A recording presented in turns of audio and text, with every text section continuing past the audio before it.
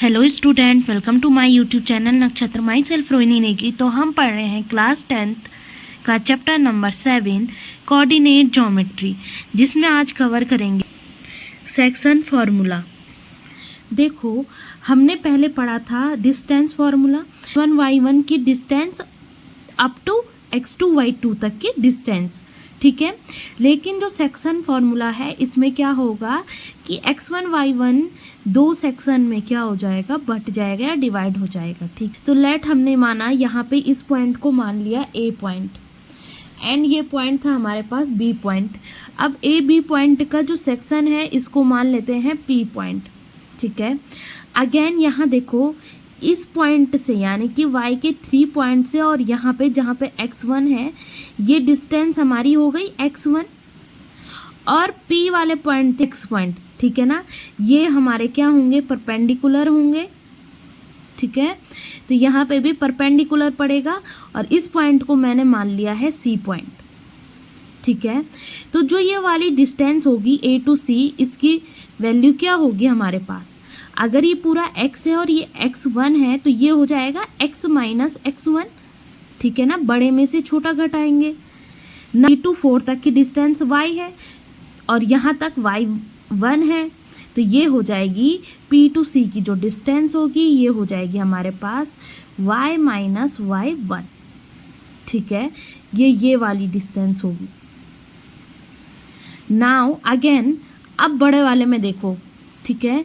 यहाँ पे मैं इस पॉइंट को मान लूँ डी पॉइंट। अब इसको आगे बढ़ाया गया। अब देखो 4 से लेके यहाँ तक की डिस्टेंस टोटल हमारे पास है y और इस पॉइंट से लेके या ओरिजिन से लेके 7 तक यहाँ तक ये वाली डिस्टेंस है हमारे पास x2। तो ये छोटी वाली डिस्टेंस को कैसे फाइंड करेंगे, ये पूरा x2 ये x, सो x2 माइनस x, तो यहाँ पे सी पी डी हमारे पास हो जाएगा x2 minus x। Similar D point तक अगेन हमारे पास y डिस्टेंस है एंड बी पॉइंट तक हमारे पास y2 डिस्टेंस है, सो बी डी की वैल्यू हो जाएगी y2 माइनस y। तो देखो यहाँ पे ए बी हमारे पास कोई लाइन सेगमेंट थी, ठीक है। पॉइंट ने क्या किया, दो पार्ट में डिवाइड किया और ए पी हमारे पास m1 है और पी बी हमारे पास m2 गिवन है। तब हमने कहा कि triangle PAC is similar to triangle BPD, ठीक है।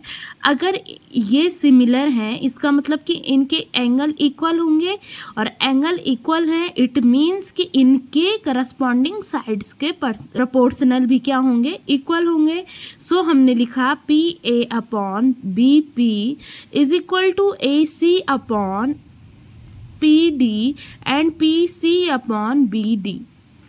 नाउ अब इनकी वैल्यू पुटअप करी तो PA की वैल्यू इज m1, BP की वैल्यू इज m2, AC की value is x minus x1 and PD की value x2 minus x। Similar y minus y1 is PC ये एंड BD की वैल्यू y2 माइनस y, ठीक है। Now हम लेके चलेंगे कि m1 upon m2 is equal to x minus x1 upon x2 minus x। Cross multiply करेंगे तो हो जाएगा m1 into x2 minus x is equal to m2 into x minus x1।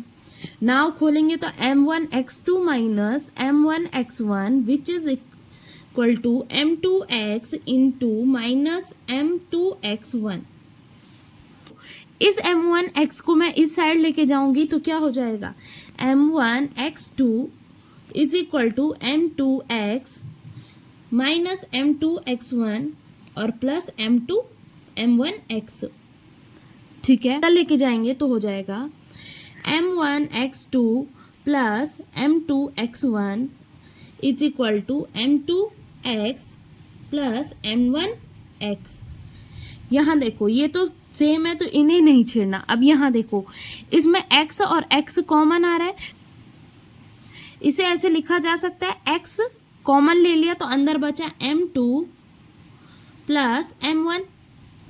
Is equal to ये वाली terms m1x2 plus m2x1.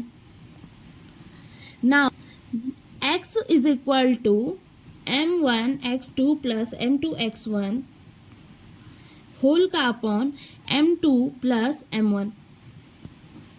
ये तो हम कब किसको निकालेंगे?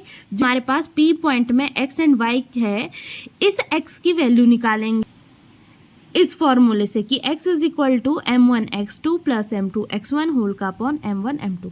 सेम अगर y की वैल्यू निकालेंगे देन हो जाएगा हमारे पास कि m1 y2 plus m2 y1 whole का upon m1 plus m2.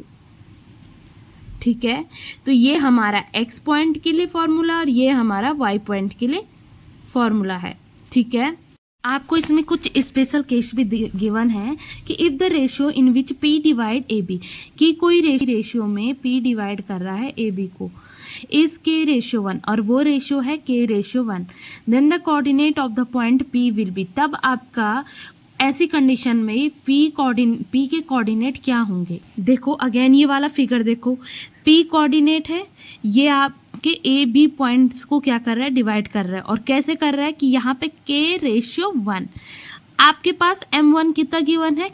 k. और m2 कितना गिवन है? 1. तो सिंपल हमारा जो ये x वाला कोऑर्डिनेट का पॉइंट आया है, इस m1 की जगह आप k रख दोगे और इस m2 की जगह 1.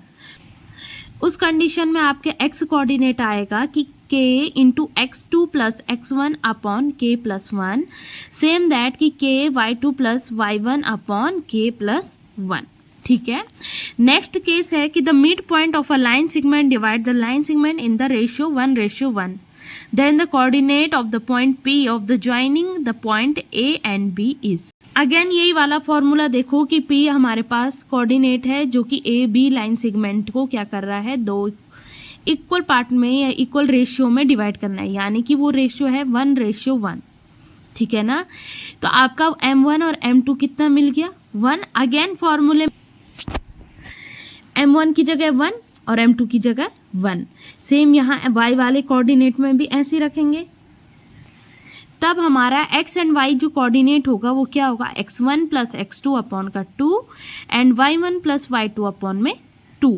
अब आपको याद रखना है, कभी भी अगर आपसे मिड पॉइंट पूछेगा फॉर्मूला लगाओगे कि x1 प्लस x2 अपॉन में 2 and y1 plus y2 upon में 2. लेकिन कब? जब आपका रेशियो सेम दे रखा हो. ठीक है ना, I hope you understand. Thank you. Do like, subscribe and share.